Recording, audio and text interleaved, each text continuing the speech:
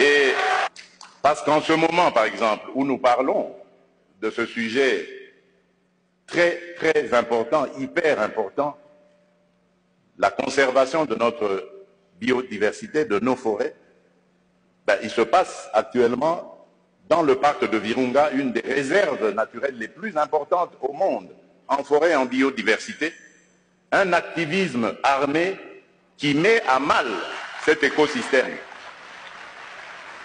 qui le détruit.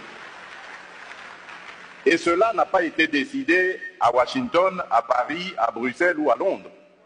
Ça a été décidé en Afrique, et plus précisément à Kigali.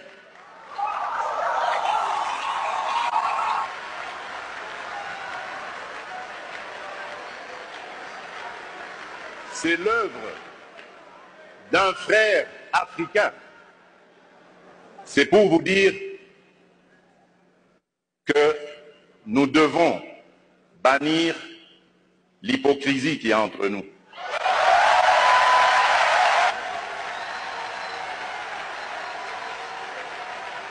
Nous devons bannir des fléaux tels que le tribalisme, la haine de l'autre.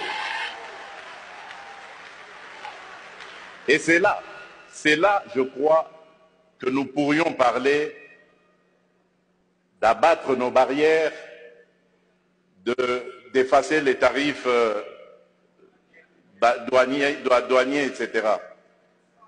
Tout simplement parce que, malgré nos engagements, rappelez-vous, à l'Union africaine, l'horizon 2020 était l'objectif pour faire taire les armes en Afrique. C'est devenu une chimère. Et nous ne nous en offusquons pas. Nous ne condamnons pas. Et tant que ce sera comme ça, il faudra oublier toutes les bonnes initiatives telles que celles préconisées par le président Ruto. Nous devons avoir le courage de nous regarder entre Africains, les yeux dans les yeux.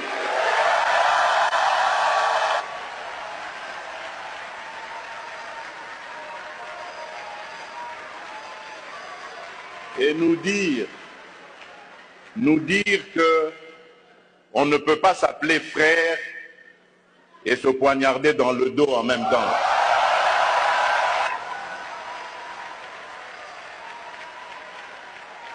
Nous devons arrêter de rejeter nos responsabilités sur les étrangers non africains. La colonisation, ça fait une soixantaine d'années qu'elle allait terminer en Afrique. Ceux qui nous avaient colonisés, divisés, aujourd'hui ils ont compris le sens de la paix. J'en veux pour preuve la France et l'Allemagne, pour ne citer que ces deux pays, qui étaient les meilleurs ennemis dans le passé et qui sont les meilleurs amis aujourd'hui, le moteur de l'Union européenne. Tant que nous ne réfléchirons pas comme ça, eh bien ces gens-là, ces amis, ces partenaires à qui nous rejetons toujours la faute, ils continueront à nous prendre pour des irresponsables, ils ne nous respecteront jamais. J'ai suivi tout à l'heure avec attention l'adresse du président Macron, toute sa bonne volonté à vouloir venir dans des partenariats, mais j'ai tout de suite compris par son attitude que c'était du politiquement correct. Il n'en croyait pas un mot. Non pas parce que lui est menteur, non, loin de là. Parce que nous ne sommes pas sérieux, et eux le savent.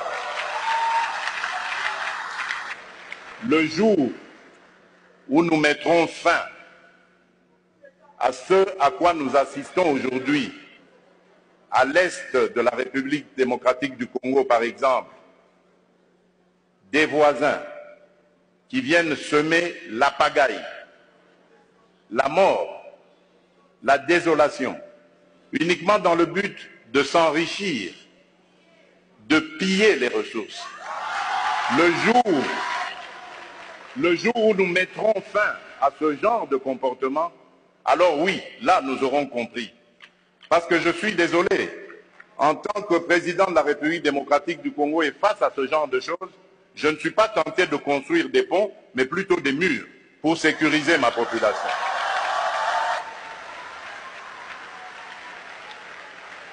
Et donc, pour clore mon propos et aussi le petit écart que j'avais fait de mon discours, je formule le vœu que les assises de Brazzaville lancent un nouveau départ pour la gestion durable de nos forêts, l'amélioration des conditions socio-économiques de nos populations et une meilleure protection de la planète. Je vous remercie.